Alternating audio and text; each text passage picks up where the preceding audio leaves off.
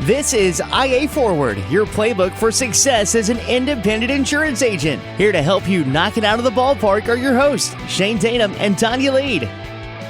Welcome to IA Forward. It's Christmas week, Shane. All right, time to open some presents, and mainly, just so we don't forget the most important part here, it's time to eat again.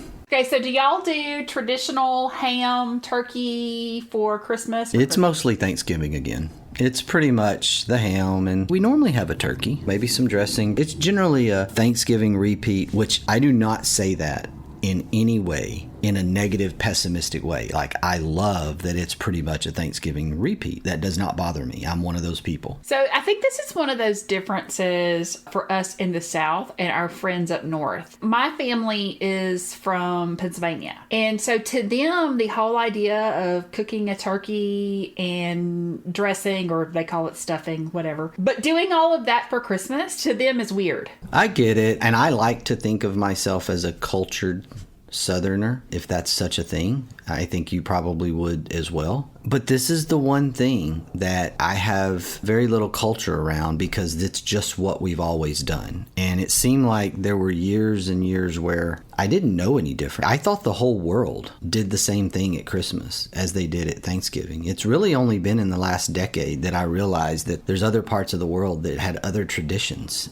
that they actually ate something different. When we would go to Pennsylvania for Christmas, my grandparents built their house with a wood stove, and the wood stove also served to heat their hot water, and they used the heat to heat their house and all this kind of stuff. Well, in order to make cornbread dressing the way we make it in the South, you have to get your oven really, really, really hot. So some of my funniest memories of my childhood was watching my dad and my grandfather trying to get this wood stove hot enough so my mother could cook cornbread. Some of my fondest memories come from my grandfather heating up the house via his wood-burning fireplace, of which we all have these days, and making sure that the doors were open regardless of the temperature outside. If it was 75 degrees on Christmas Eve in East Texas, he was still going to build a fire. It was just the way it was. Like your memories, I'm sure the inside of the house with that stove, it was a little bit warm, as it was at my grandparents' house, and the doors would fly open, and people would just sort of, air quotes, accidentally forget to close the door for 10 minutes just to try to cool the house down, because it was very beachy like. We just were missing the sand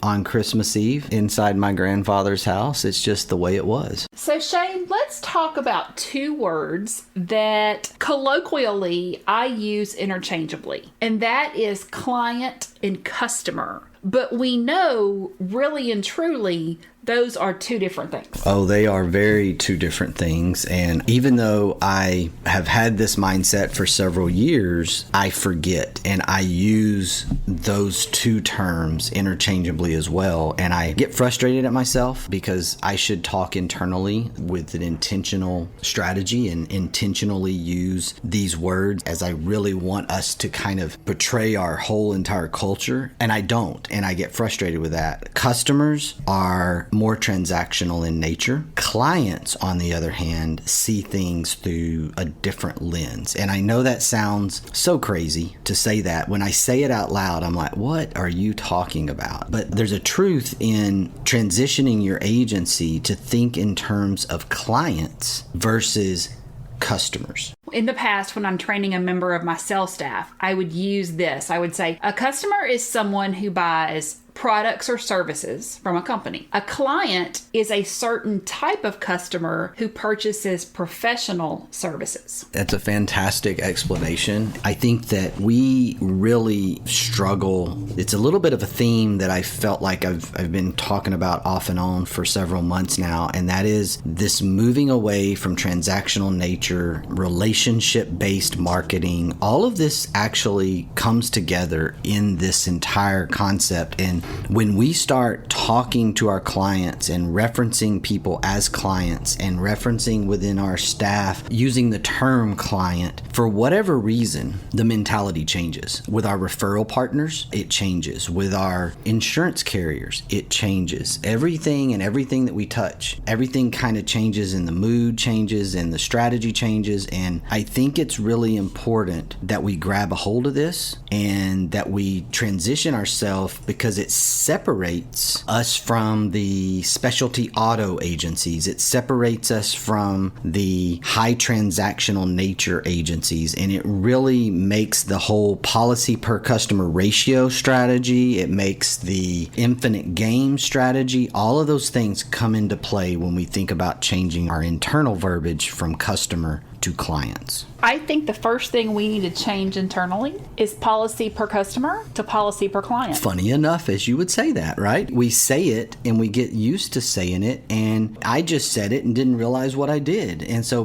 policies per clients. It's very easy to make that change. It feels silly when I say it out loud, but it's a thinking process that I've been going through for decades. I heard this concept in the mid-2000s. There was this really intentional attempt by some carriers and several top independent agencies to separate themselves from this whole customer strategy to this whole client strategy. It was around the time that there was some fear that commissions were going to go away and independent agencies were going to have to be fee-based, and there's been some of that talk in the past. And how were you going to transition your agency to be more wealth management like, CPA like, risk manager, and you needed to move from customer to client in order to fulfill that? It's interesting. I actually had one of our partner agents last year reach out to me thinking about rebranding,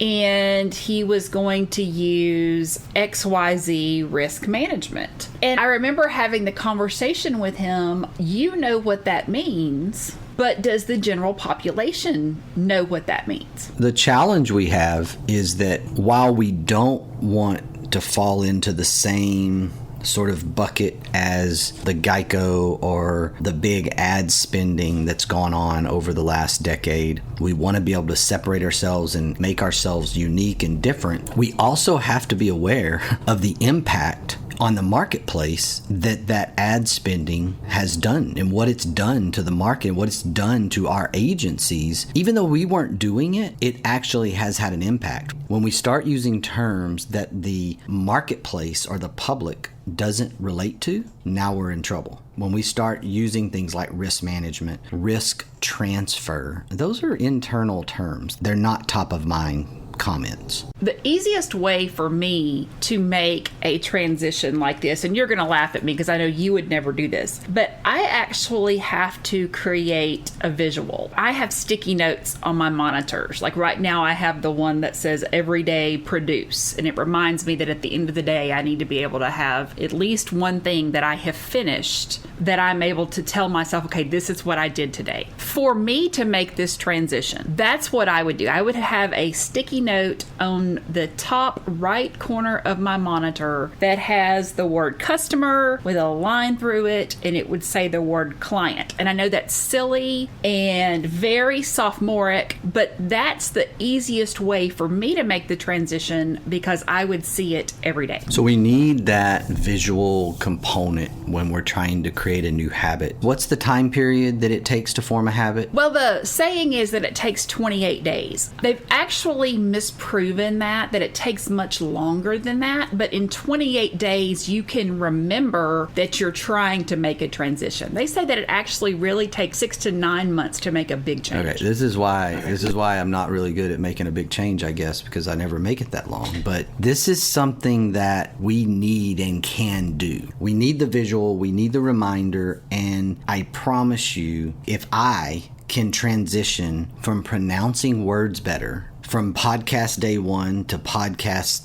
day 70 whatever, then anyone can transition from customer to client. and that mindset. I want to get better at turning things on its head and saying, okay, let's start with that client experience and let's go, how does it feel to them and what do they want us to refer them to? There is a difference in customer service and the client experience. Those are two different things. They're completely different. And that would be an argument for the transition to client versus customer, is we think about customer service in a transactional nature. We go, okay, I need to call customer service. In our organizations, we've moved from customer service representative to account managers. We didn't put the word client, but I guess we could. But we moved away from CSR, which was forever and ever and ever a very traditional title for service folks within the independent agency model, and we moved that to account managers.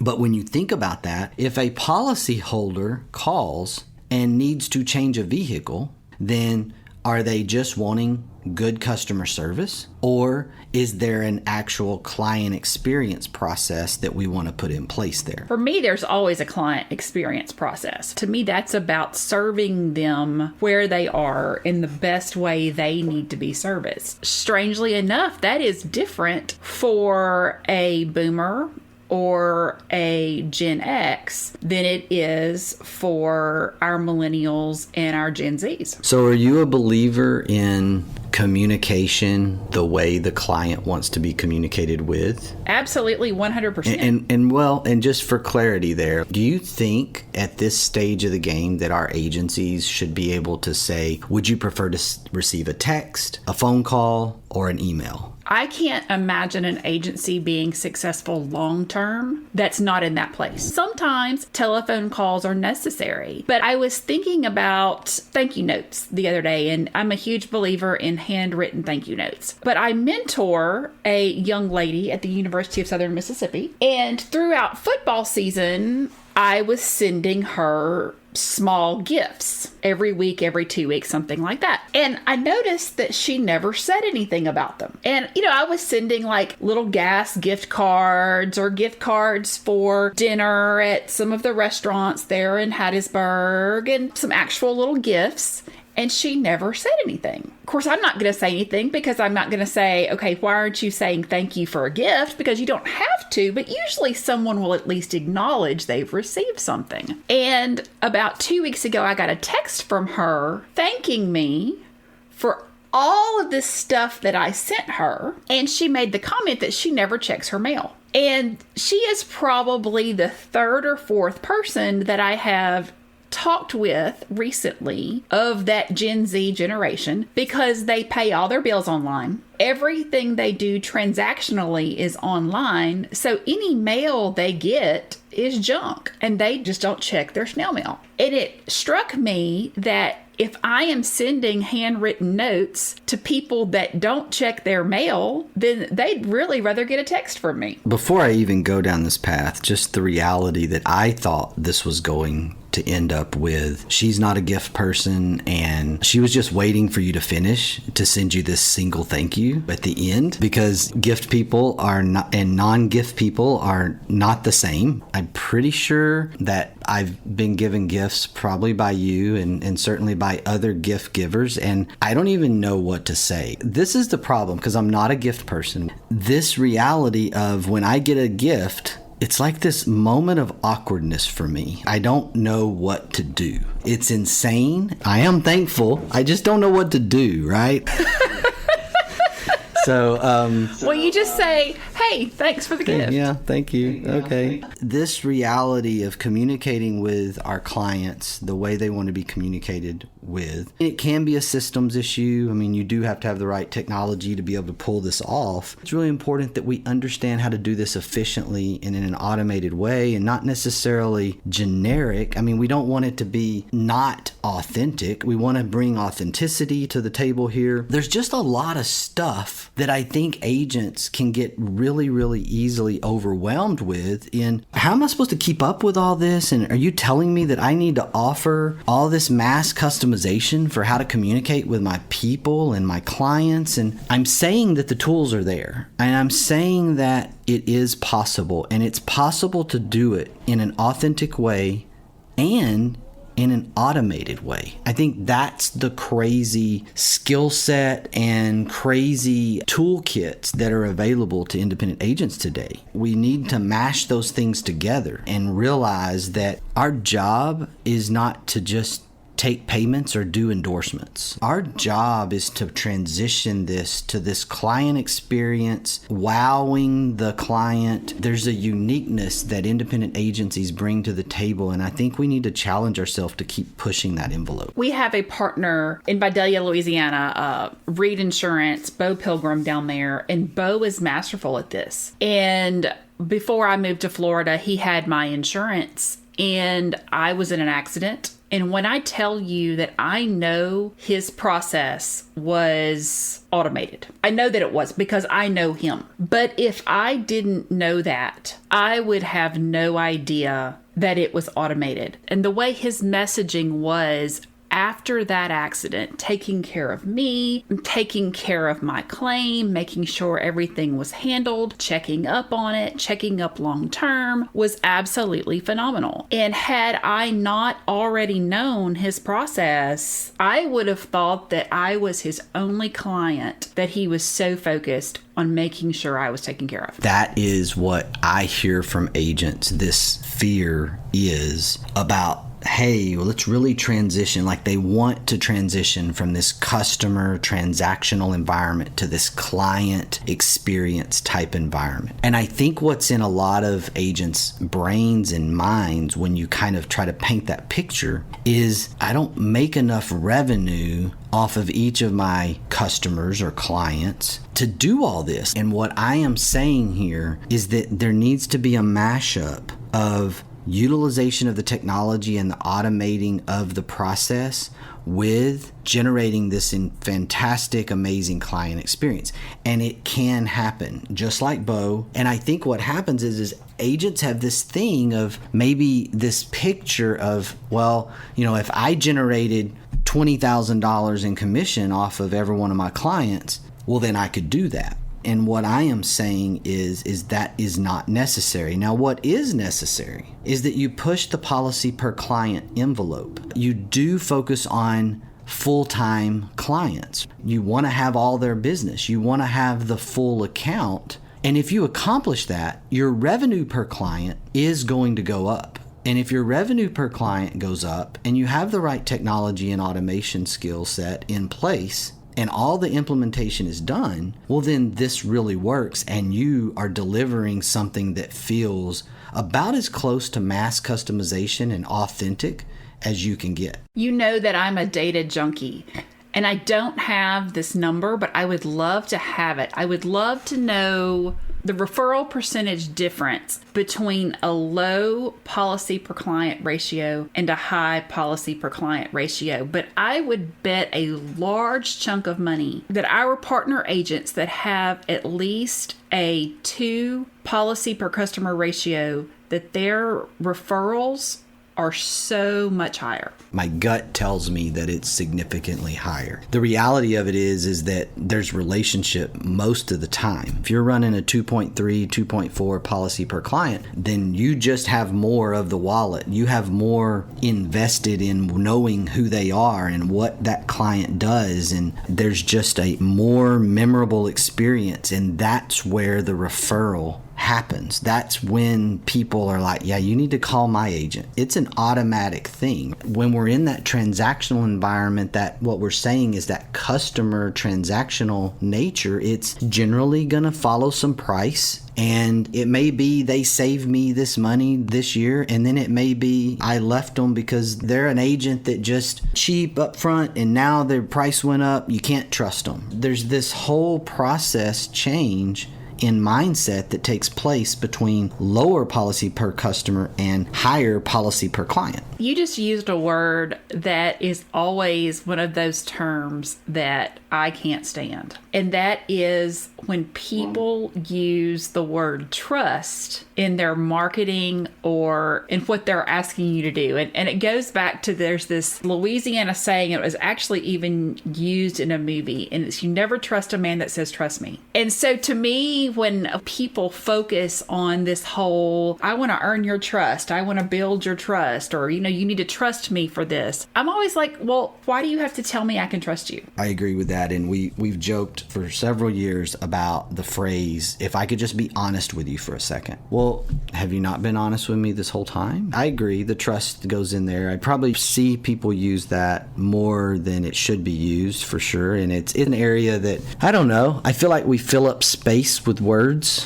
when we just need to be quiet sometimes. That probably goes back to not listening twice as much as we talk like we should. But hey, we're podcasting, right? So we're supposed to talk. I remember reading one time that the sole reason that we are in business is to make life less difficult for our clients. And I think sometimes that we forget that. We are thinking about the sale. We're thinking about grow. And I love growing. I love making more money. I want to continue to grow. What I think is really kind of this place that we're at in the industry, and especially as independent agents, is that we can do that almost in a contrarian view. Like the whole world is saying volume. And I challenge us to say, focus on the client in front of you. Focus on the relationship. And you will have more business running at you than you ever thought possible, because it will be a separator. Being unique in the marketplace is really relational. It's being better at being relational. It's being better at being in the moment with your client so they don't feel that you've got more important things to do. There's a lot of clients out there that feel that way. I feel it in plenty of places in my life that I'm not the most important thing right now. And it's very frustrating when you're spending money with someone and you don't feel like you have their attention. It's an extremely frustrating thing. One of our core values is make it personal. And since day one, I didn't feel like that was enough of a definition with that phrase, make it personal. And I had in parentheses the word care. If I had to just boil things down to just a very, very short explanation, client versus customer. When I think about client, I think about caring. And when I think about caring, I think about authenticity and truly caring. Until you get there, if you're trying to do all this and move from customer transaction oriented to client experience and making people feel like they're your only client, and you try to do that without being authentic and not actually caring, then you're going to fail. Making yourself look more important, or having the theory that it makes you look more important to be busy, I think that ship has sailed. The world is tired of it. And I think it happens a lot. There's a lot of people in this world that make themselves look busy because they want people to think that they're important. And being busy is not good. It tells me when you're that busy that you're terrible at either time management or you're overcommitted, both of which is not necessarily great when it comes to creating a great client experience. I'm going to leave us today with this quote from Albert Einstein. Strive not to be a success, but rather to be of value. Attitude's a choice. Make a great one. Merry Christmas, y'all. Ready to get the ball rolling with your independent agency? Learn more at IntegraAgent.com. That's IntegraAgent.com. Thank you for joining us on IA Forward. Make sure you never miss a show by clicking the subscribe button now, or learn more at IAForward.com.